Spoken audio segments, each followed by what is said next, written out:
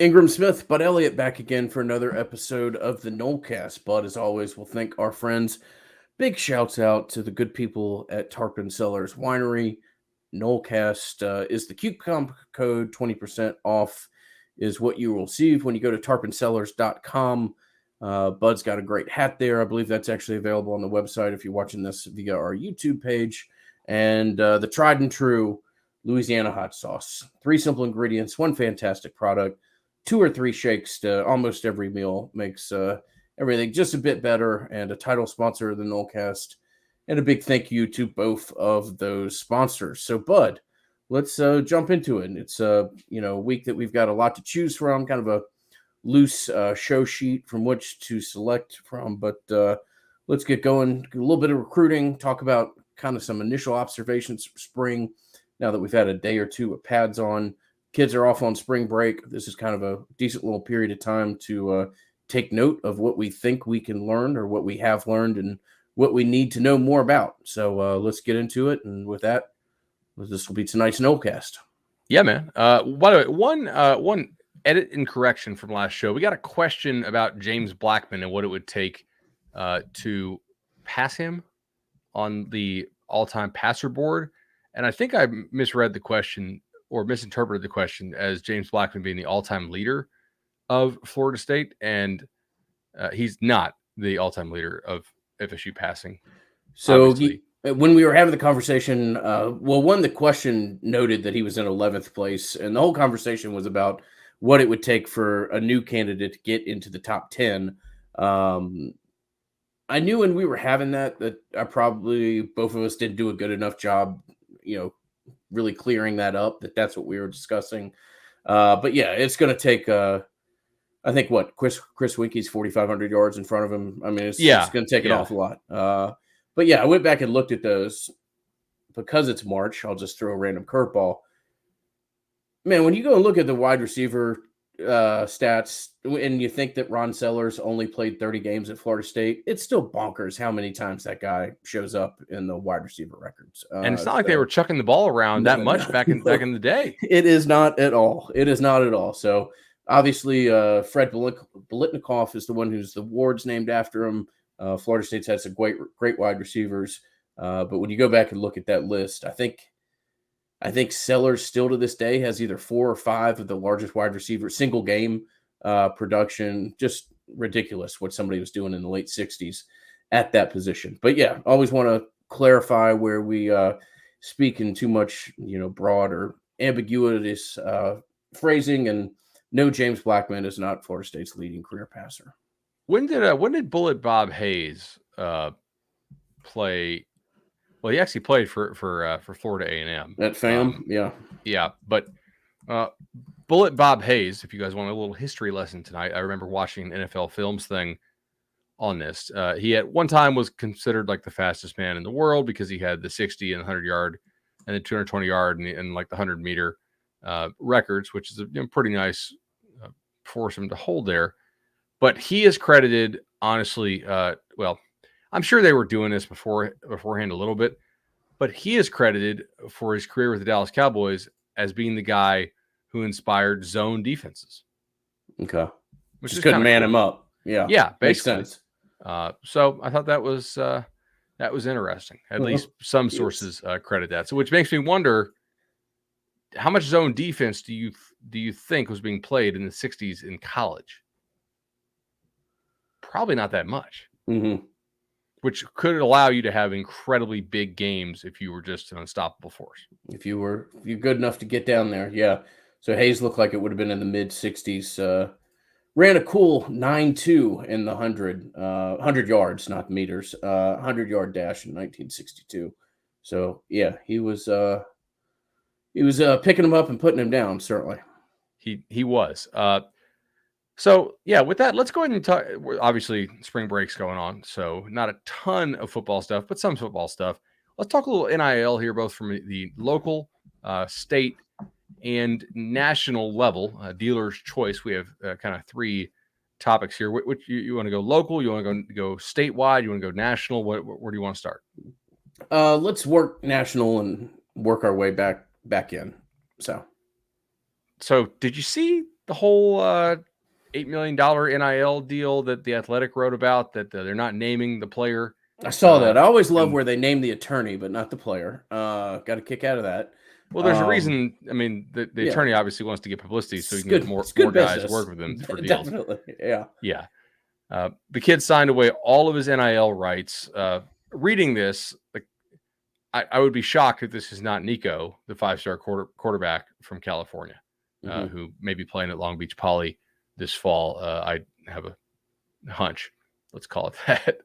No coincidence. I was at the quarterback camp this weekend. It rolled through Orlando. So that was much of the talk there. And a couple things. One, like, everybody's really happy for the kid, who of course is not being named, but we all know who it is, or at least we think we do, just given the circumstances that he's going through right now. So I'm very happy he got the money. Interesting that he signed away all of his rights for $2 million a year, $8 million total for 4 years. I don't think it says anything in the deal as far as the Athletic story that he has to stay in college.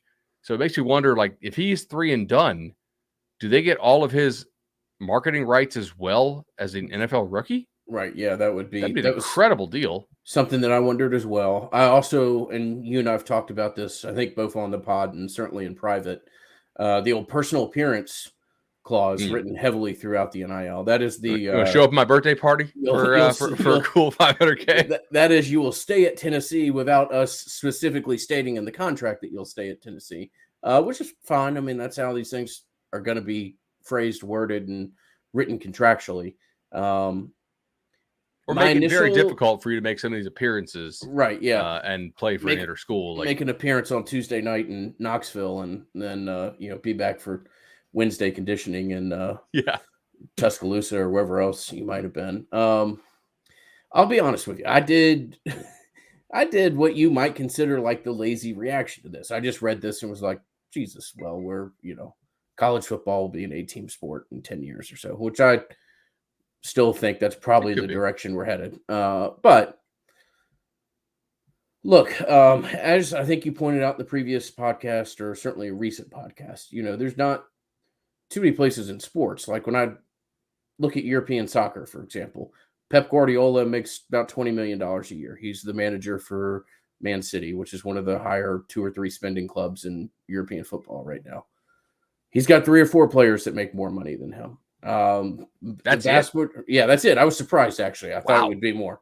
Yeah. But your example of what Belichick makes 15, Mahomes is about to make 40 if he's not already.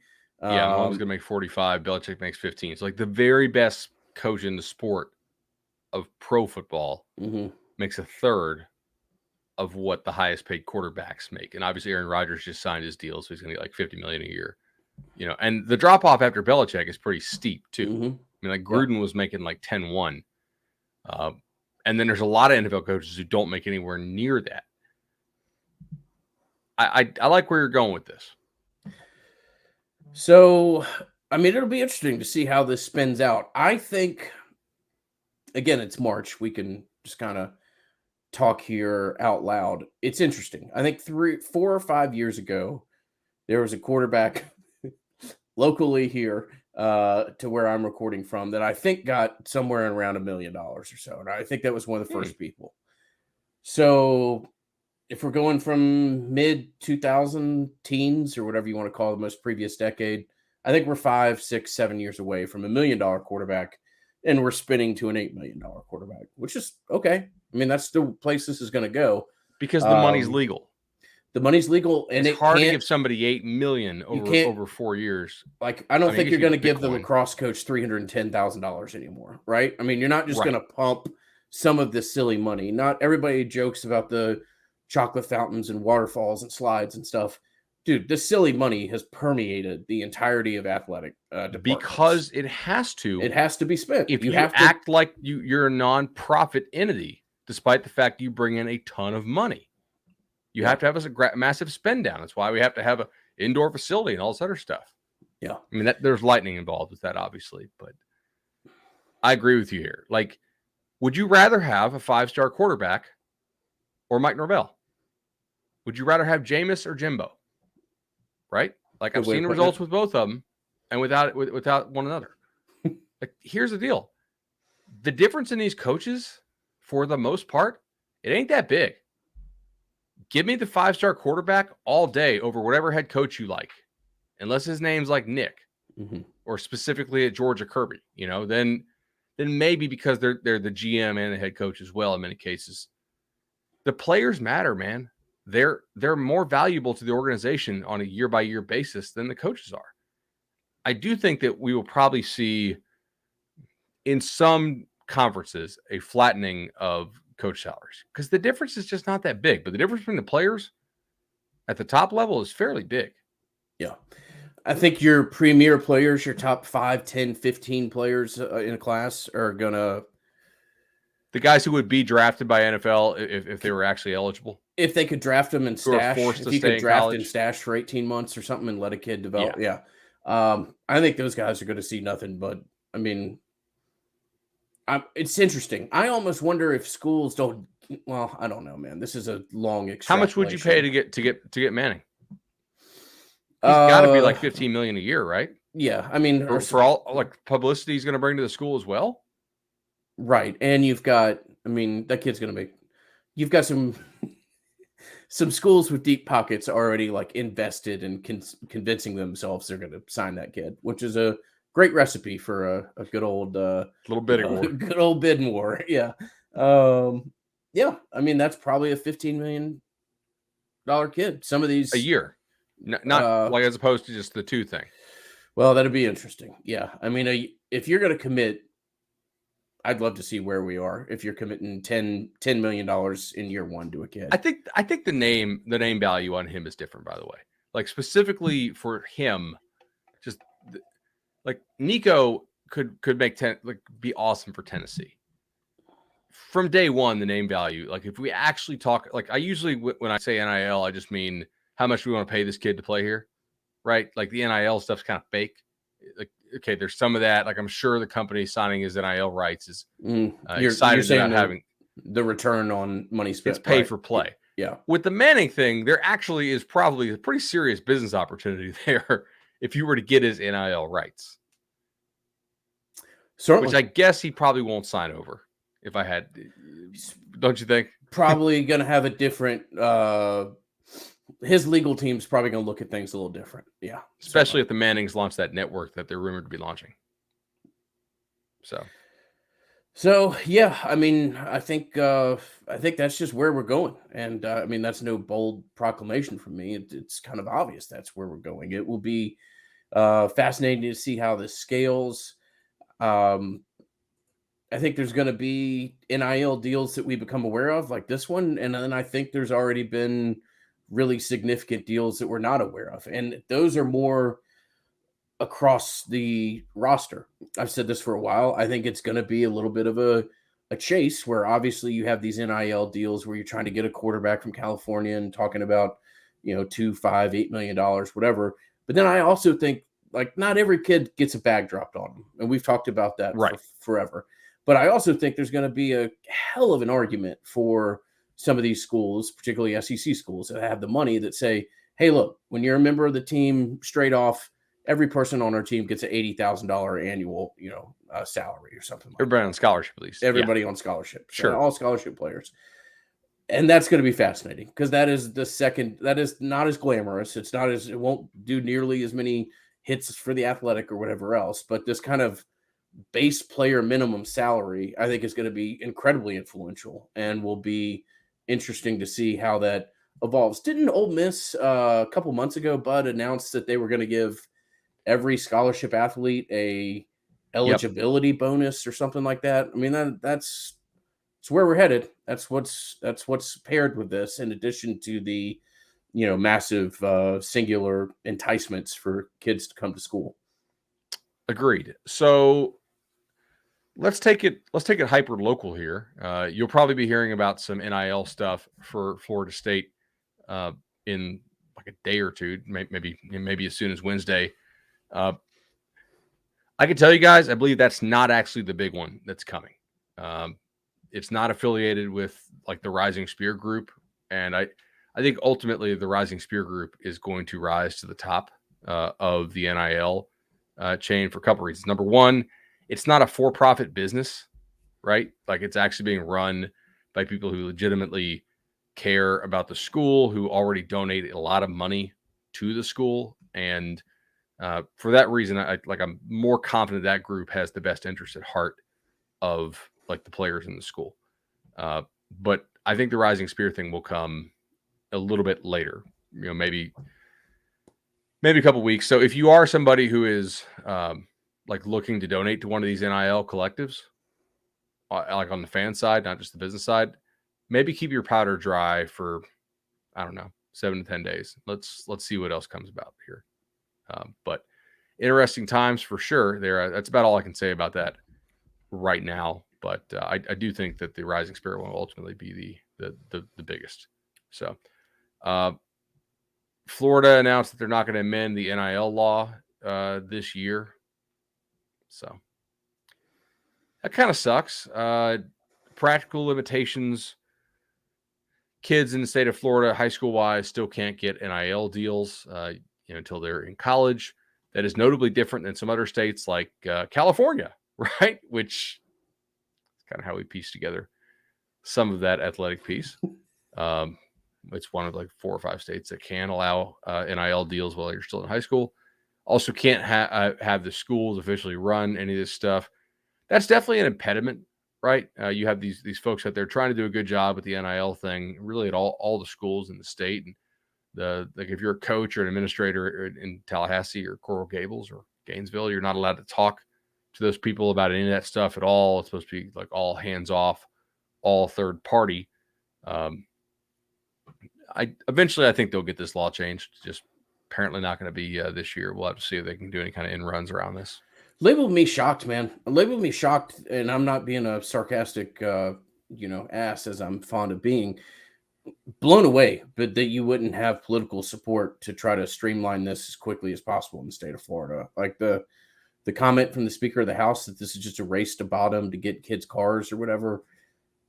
Wow. Okay. I mean that is very surprising to me. That there wouldn't be more of a broader understanding that if the schools in the state of Florida want to be competitive in the modern atmosphere, modern landscape, that this would need some altering. But we'll see. I certainly think that changes. Surprised it hadn't changed already. Real quickly, just want to touch on this. Not going to spend a ton of time on it. Not a whole lot of details that are known for sure, but Winston Wright, the guy that you and I are kind of desperately of the belief that this is going to be your number one wide receiver, in a car accident yesterday in Savannah, or maybe it was Sunday. Had to be taken to the hospital. Seemingly a leg injury, according to the report that I read. Again, I don't know a ton of details, but this could, from a purely football perspective, and I think we can speak on that from reading, it looks like everybody's okay. But this is a tough one for Florida State. I mean, this has got to be your number one wide receiver, in my opinion, and we'll wait and see what it looks like. But that's not the, not the news bulletin that you want to see on the first day of spring break if you're Mike Norvell or anybody associated with Florida State.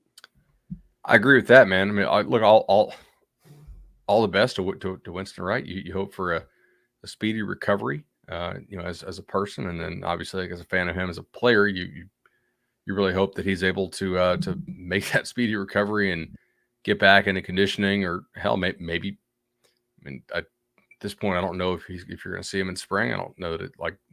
I'm blind. Like I'm flying blind here on that. Like, what is going to happen there? I don't know. But if the actual, like, obviously, like, that nobody's in critical condition, so like that's great. If he has a serious injury, though, that is the most important development of spring.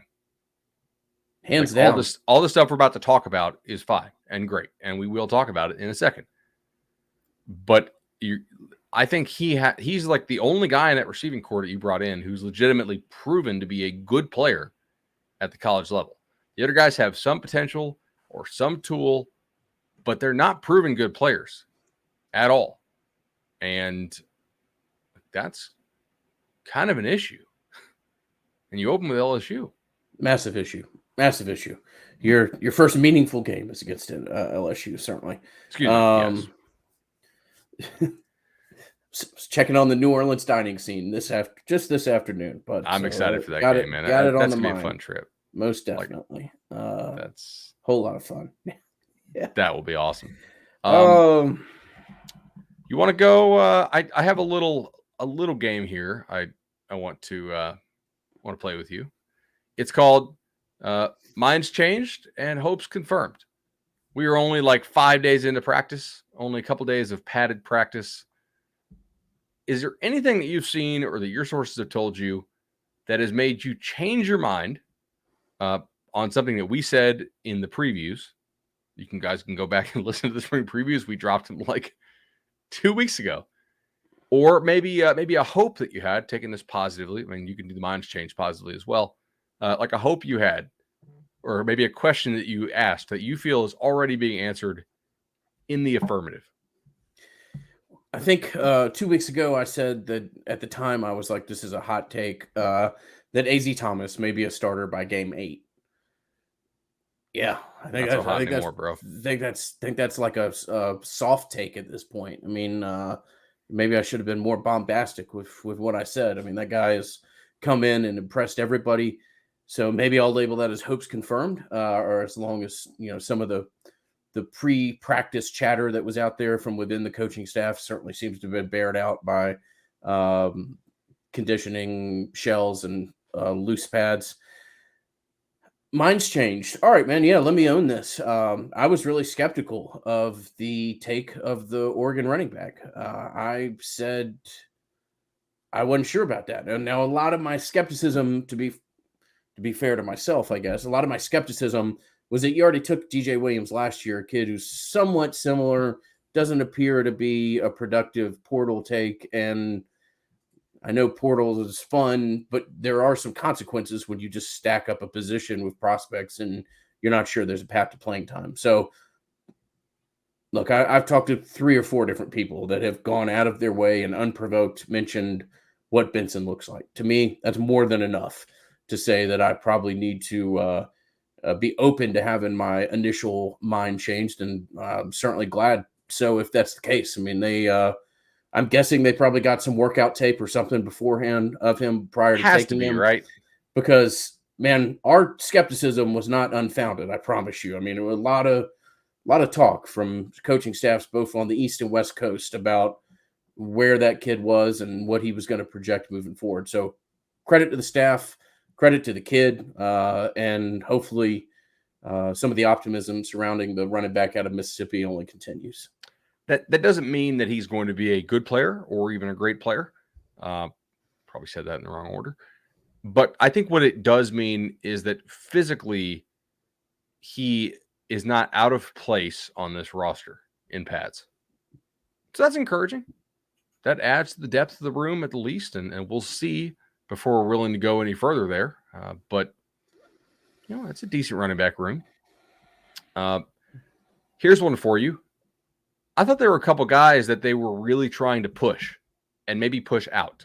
And you've seen some of this stuff on social media as well, with some guys taking and saying they feel like they're being pushed out. Maybe their positions were changed or their numbers were changed or both in some cases. And some guys seem to have taken that as a hint, like, hey, ship up or ship out.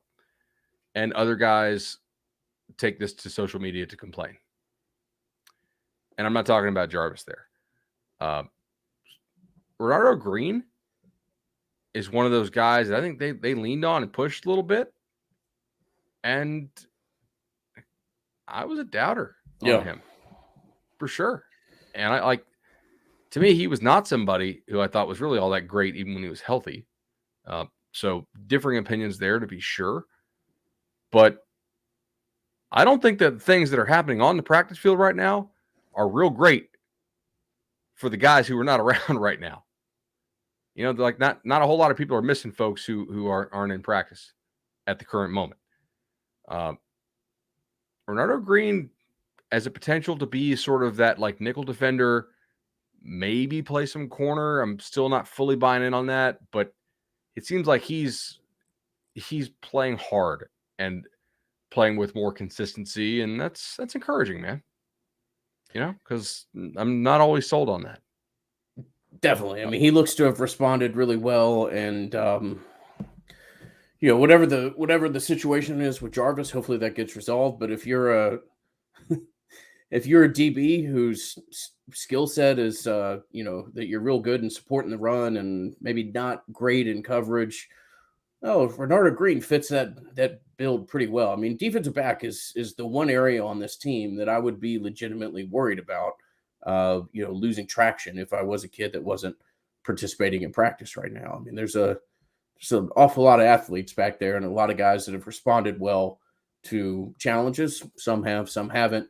But credit to Green. That's a kid that seems to have answered the call so far. No doubt. All right, so let me see some other guys here. I know you heard some good things on McClendon recently. Yeah, Derek McClendon, a kid who's outperformed what I expected from him out of high school since day one.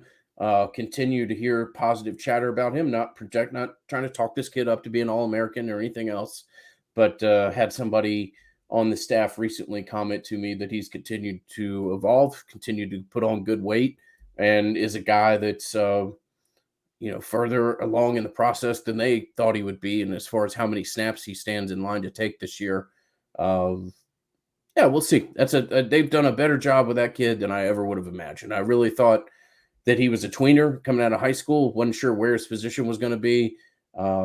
He looks to be on the verge of giving you a really solid year at defensive end.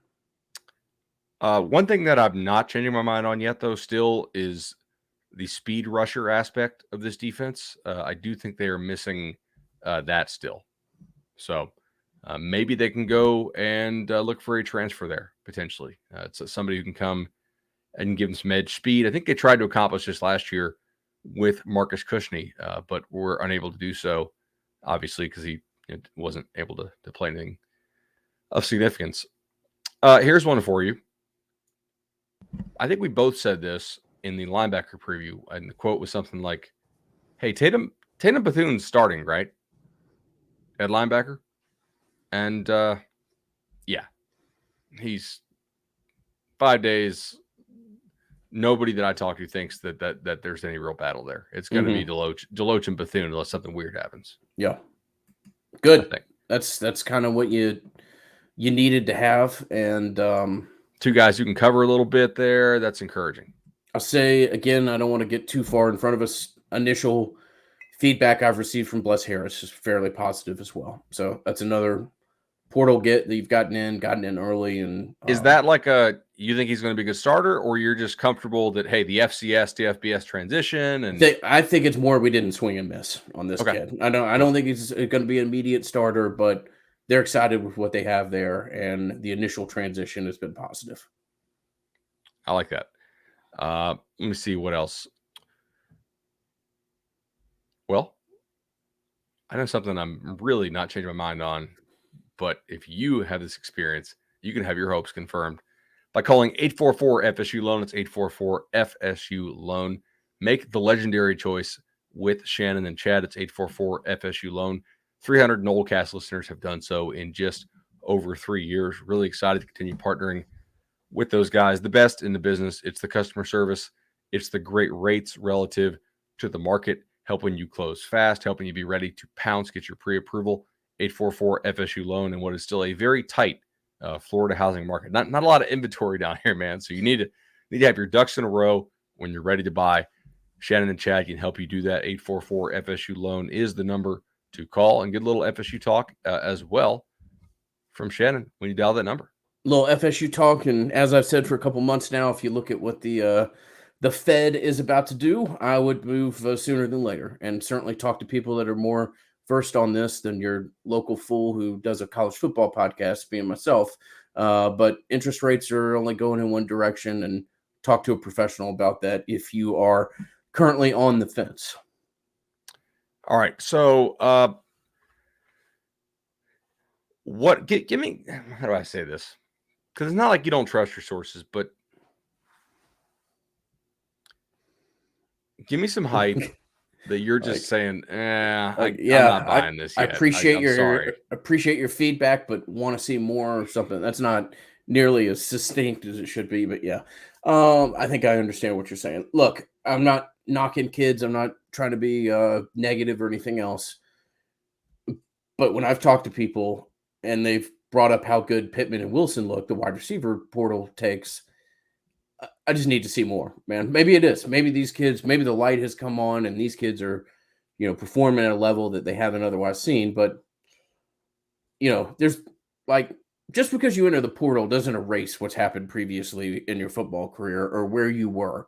And, there were some decent questions around those kids. And I'm going to have to see a little bit more before I buy into sign of the hope or hype or whatever you want to say about it. But, good to hear positive things. You certainly rather have that conversation than, Pittman.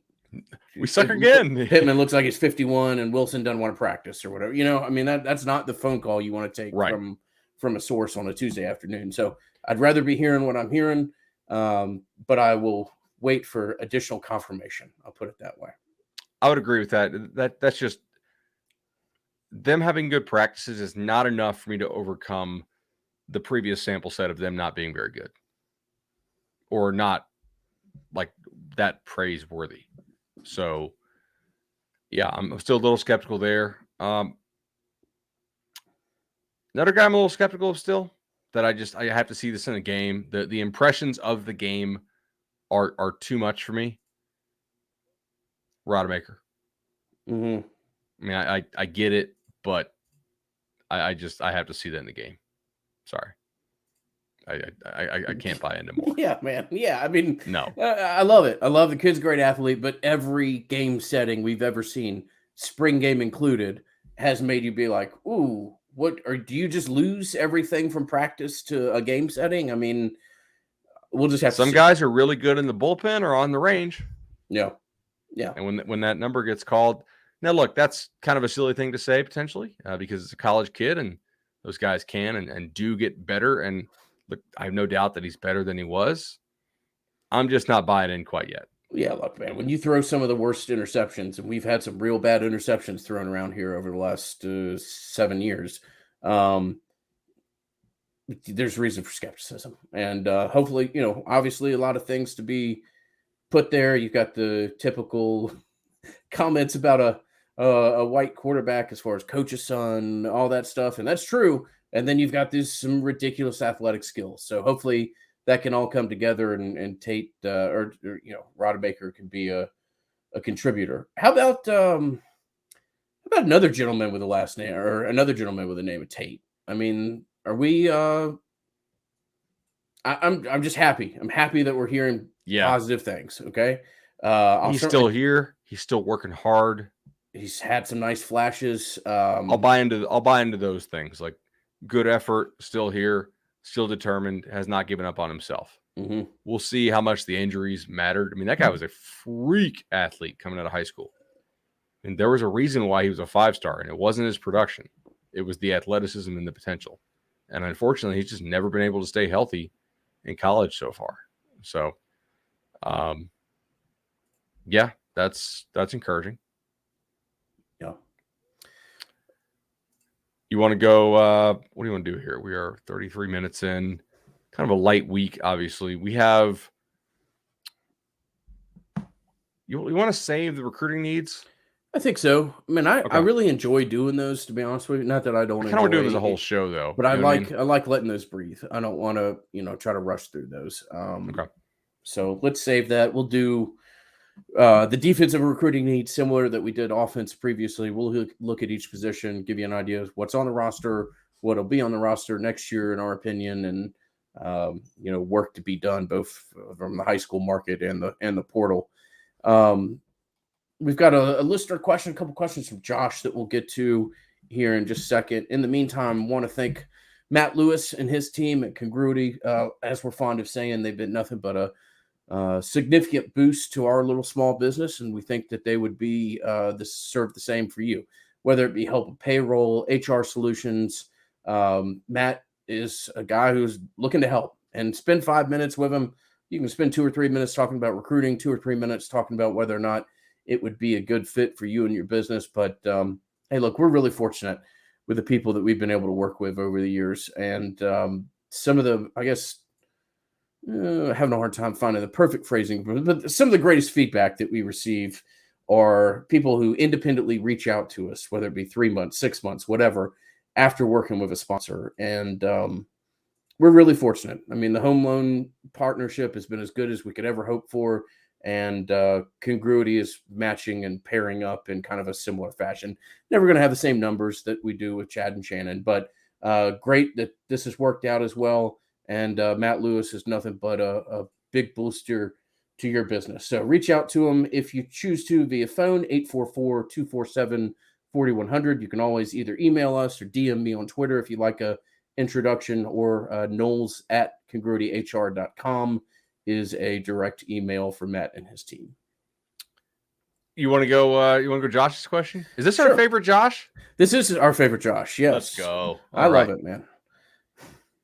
So, Josh says, couple question.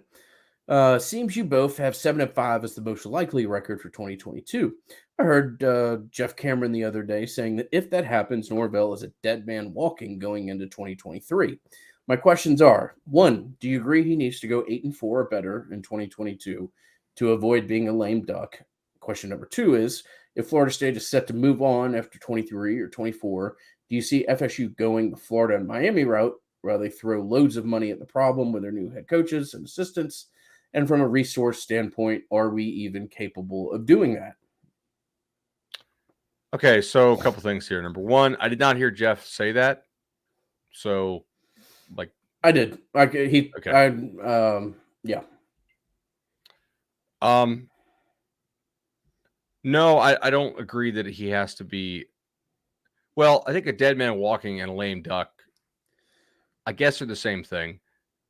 No, I don't think that he has to go 8-4 to avoid being a lame duck in 2023. Because if you're here in 2023, there is always some chance that you will do well enough to save your job and thus not be a lame duck.